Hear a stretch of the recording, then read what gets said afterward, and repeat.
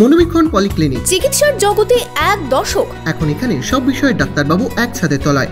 Phone করুন 7477799515 এই নম্বরে।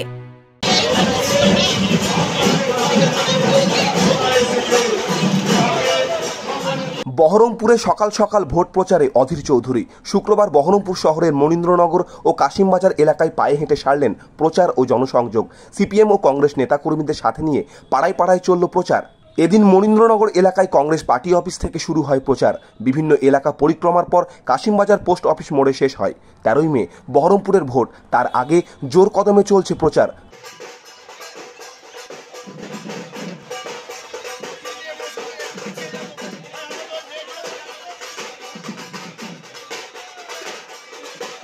Bureau report, Madhyabanga news.